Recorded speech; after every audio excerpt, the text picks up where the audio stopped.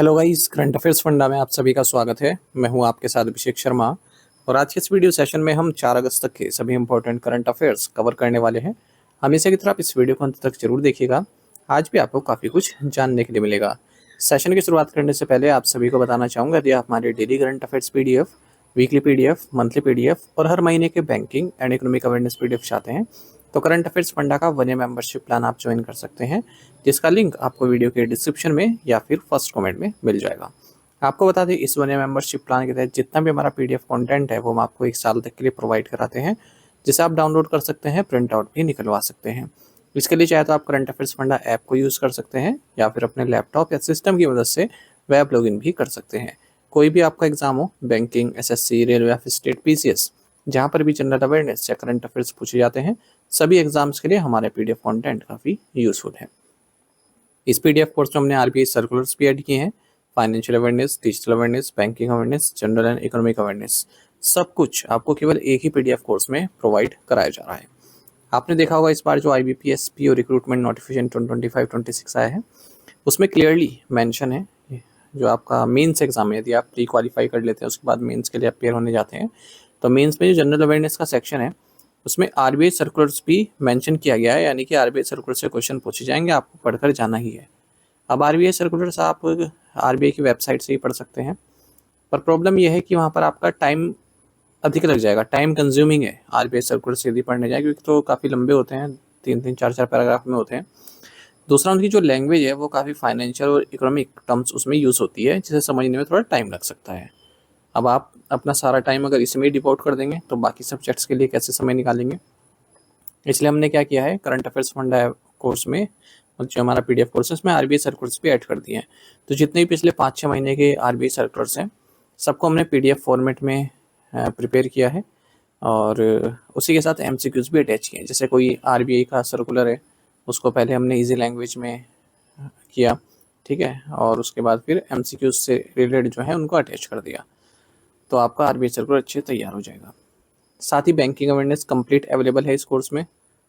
न केवल आपके बैंकिंग मेंस एग्जाम, बल्कि अगर आप बैंकिंग इंटरव्यूज़ देते हैं, जैसे SBI PO, IBPS PO, RRB PO, even RBI grade B, इन इंटरव्यूज़ में जो बैंकिंग नॉलेज आपसे पूछी जाती है उसे भी आप आंसर कर पाएंगे इस कोर्स को पढ़कर। यदि आप बैंक के साथ साथ SSC, रेलवे और स्टेट PCS जैसे एग्जाम्स भी दे रहे हैं, वहाँ पर इंडियन इकोनॉमी के क्वेश्चन पूछे जाते हैं, तो इंडियन इकोनॉमी भी आप कर पाएंगे, क्योंकि कंप्लीट इंडियन इकोनॉमी पढ़ाई गई है इस कोर्स में। इंश्योरेंस से रिलेटेड डेडिकेटेड चैप्टर भी इसमें दिया गया है, इंश्योरेंस के बेसिक्स आपके क्लियर हो जाएंगे।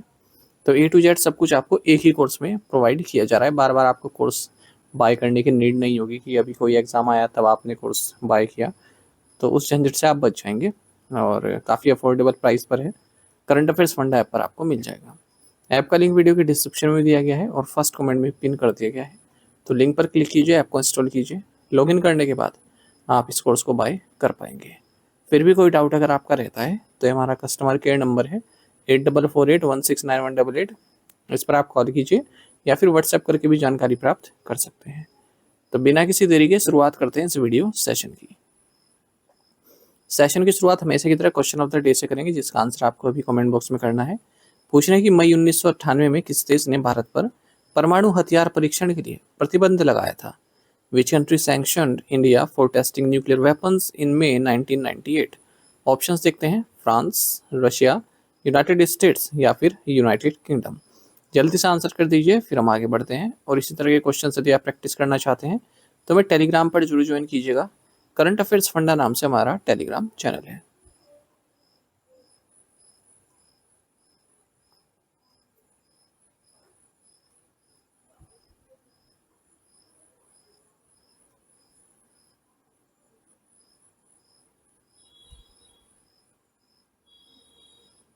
Which film won the Best Feature Film Award at the 71st National Film Awards 2023? 71वें राष्ट्रीय फिल्म पुरस्कार 2023 में किस फिल्म ने सर्वश्रेष्ठ फीचर फिल्म का पुरस्कार जीता है। ऑप्शंस आपके सामने हैं। सही आंसर ऑप्शन सी है, 12th फेल। तो 71st national film awards for the year 2023 announce कर दिए गए हैं। फीचर फिल्म जूरी चेयरपर्सन रहे आशुतोष गोवारिकर और non feature film jury chairperson रहे हैं P Seshadri.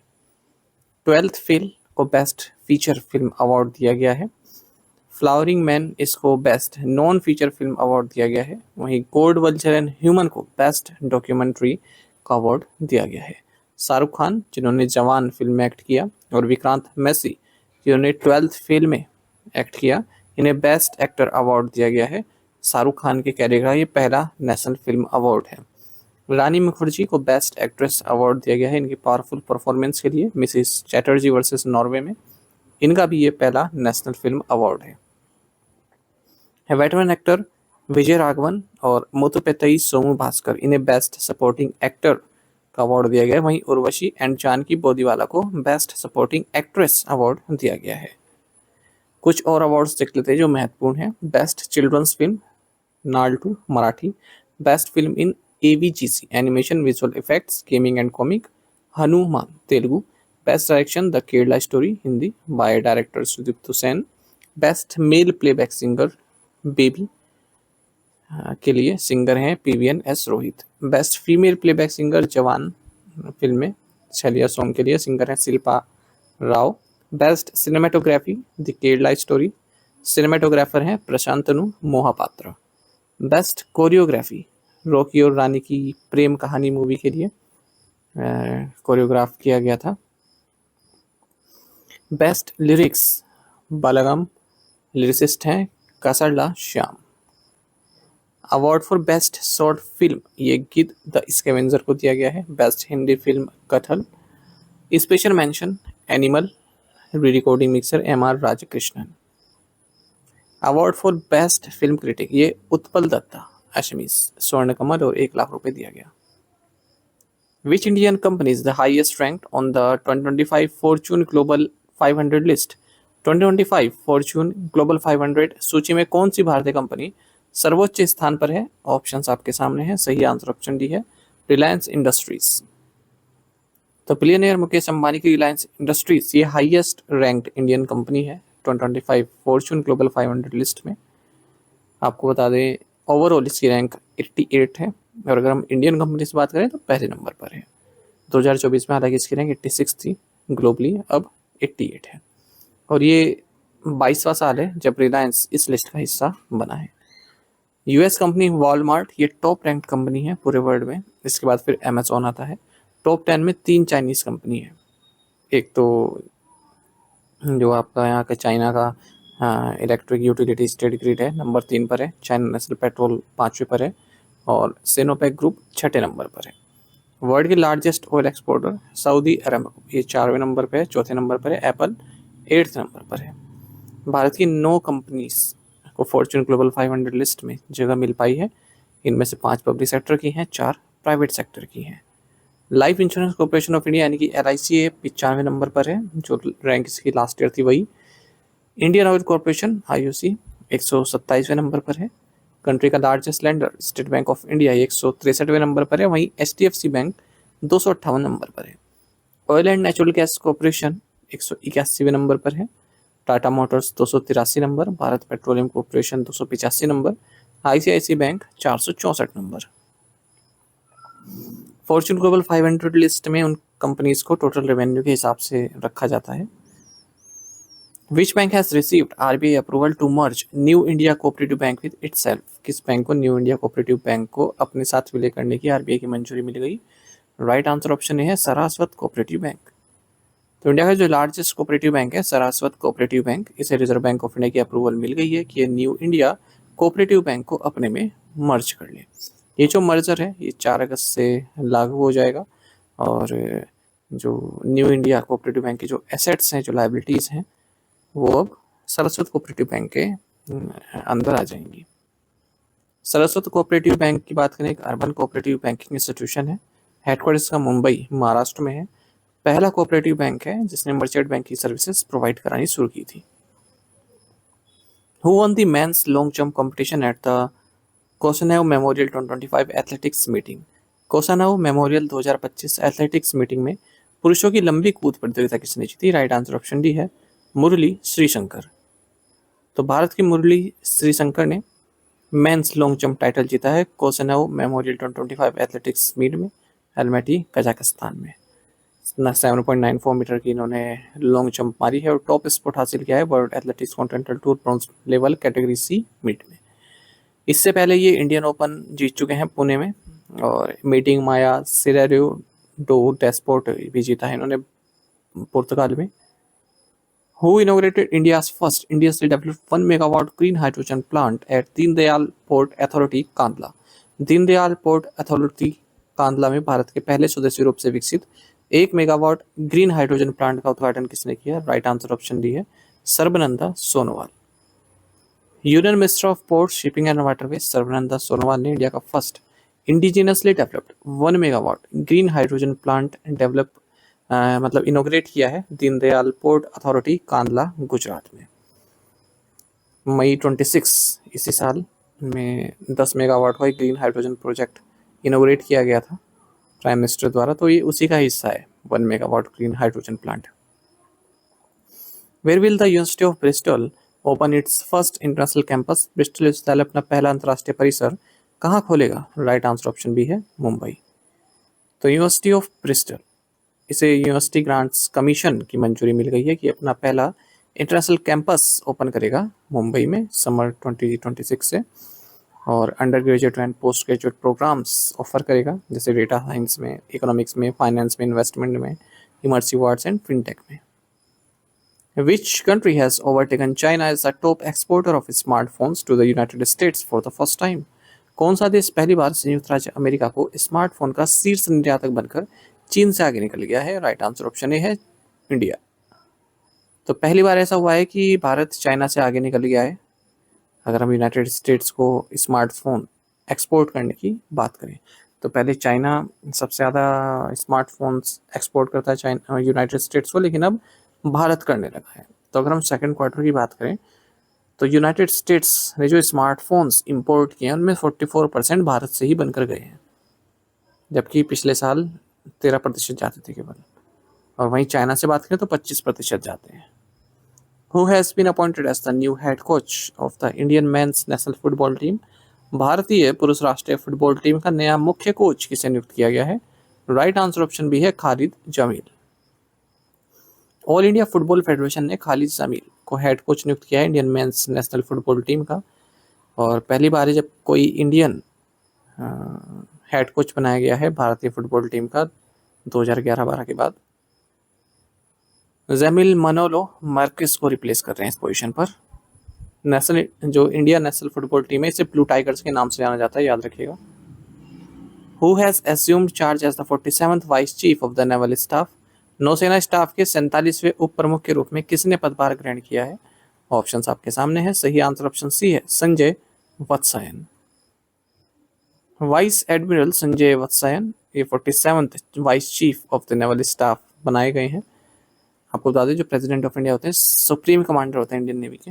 Chief of naval staff एक 4 स्टार एडमिरल होता है, ये नेवी को कमांड करता है। चीफ ऑफ नेवल स्टाफ होने admiral Dinesh Kumar Tripathi. Who has been appointed as the vice chief of the army staff of India? भारत के थल सेना उप प्रमुख के रूप में किसे नियुक्त किया गया है? Right answer is option D lieutenant general Pushpendra Singh. Lieutenant general Pushpendra Singh ये vice chief of the army staff बनाए गए हैं। और अपॉइंटमेंट्स देख लेते हैं। डॉक्टर मयंक शर्मा ये फाइनेंशियल एडवाइजर डिफेंस सर्विसेज बनाए गए हैं। राजकुमार अरोड़ा ये controller general of defence accounts बनाए गए हैं। Which film won the best film audience award at the London Indian film festival? London Indian film festival में किस फिल्म ने सर्वश्रेष्ठ फिल्म दर्शक पुरस्कार जीता? राइट आंसर ऑप्शन ए है पायर।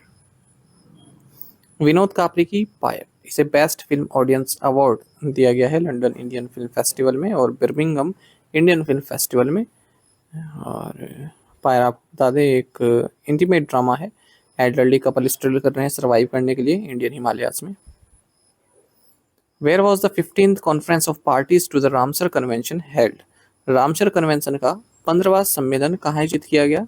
ऑप्शंस आपके सामने हैं। सही आंसर ऑप्शन डी है विक्टोरिया फॉल्स जिम्बाब्वे। रामसर का जो 15th कॉन्फ्रेंस ऑफ पार्टीज हुआ है विक्टोरिया फॉल्स जिम्बाब्वे में वहाँ भारत ने resolution on promoting sustainable lifestyle for the wise use of wetlands को इंट्रोड्यूस किया है, और ये रेजोल्यूशन एडॉप्ट भी कर लिया गया इस Ramsar 15th conference of parties में।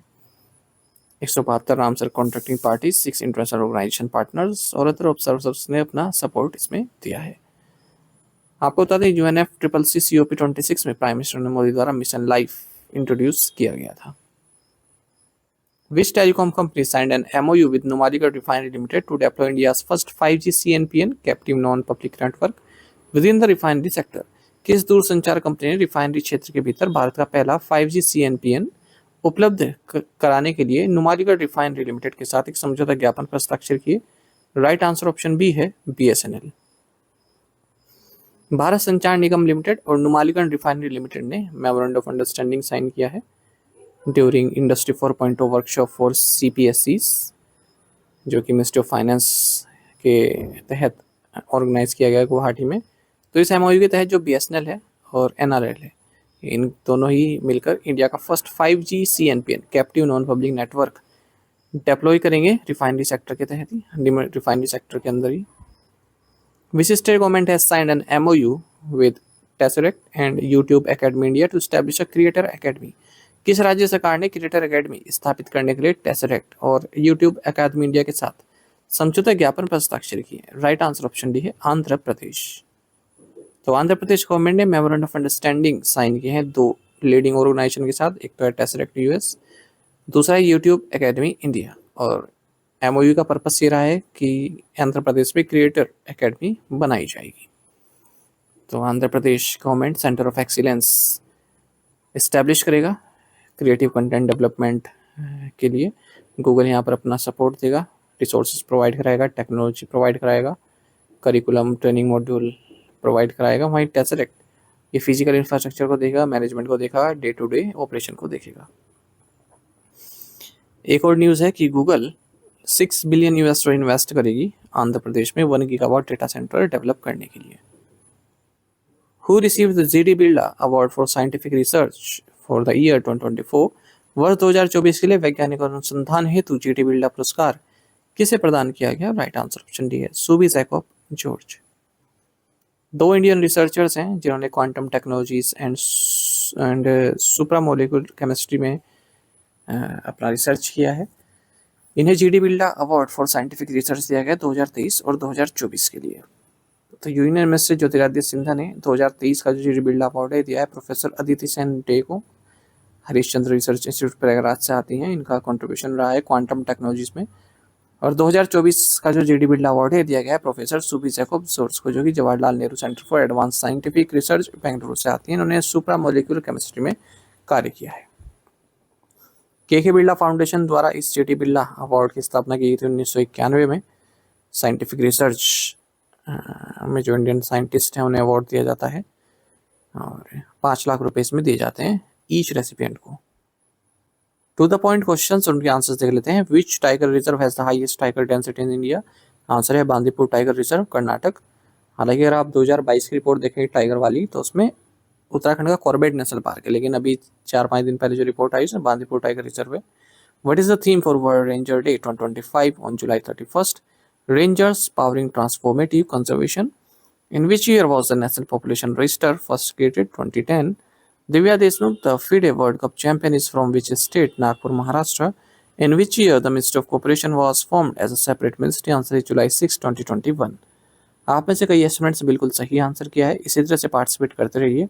चलिए आज के असाइनमेंट क्वेश्चन देख लेते हैं। What is India's Financial Inclusion Index, FINDEX, for March 2025? The Technology Development Fund scheme functions under which Indian Ministry? Union Agriculture Minister Shivraj Singh Chauhan inaugurated Meghalaya Pineapple Festival 2025 in which city? On 30 July 2025, a magnitude 8.8 megathrust earthquake struck off the eastern coast of the Kamchatka Peninsula in which country? Which insurer has entered into forward rate agreements worth $1 billion with major Wall Street banks including JP Morgan Chase and Co. and Bank of America Corporation? तो इन 5 questions के answer आप comment box में अवश्य दीजिएगा। यदि एक question का answer भी आता है वो भी आप हमें बताइएगा। साथ ही हमें टेलीग्राम पर जरूर ज्वाइन कीजिए। करंट अफेयर्स फंडा नाम से हमारा टेलीग्राम चैनल है। यहाँ पर हम रेगुलर वीडियो अपडेट्स और करंट क्विजेस आपके लिए डालते रहते हैं। साथ ही डिस्कशन ग्रुप में आप किसी भी क्वेश्चन का सोल्यूशन पा सकते हैं और अपनी तैयारी करते रहिए। करंट अफेयर्स को डेली पढ़ते रहिए। जो भी एस्पिरेंट्स अपने डेली करंट अफेयर्स बनाते हैं तो उसमें टाइम अपना वेस्ट ना कीजिए। या तो आप PDF कोर्स ले लीजिए, क्योंकि एक तो अफोर्डेबल रेट पर है, दूसरा आपका समय काफ़ी महत्वपूर्ण है। ठीक है, अब आप डेली पहले लिखोगे फिर उसको याद करोगे, उससे अच्छा है कि आप डेली जो आपको पीडीएफ मिल रही है उसको लर्न कीजिए। ठीक है, ये मैं एक एडवाइस दे रहा हूँ, बाकी जैसा आपको पसंद हो। Thank you guys.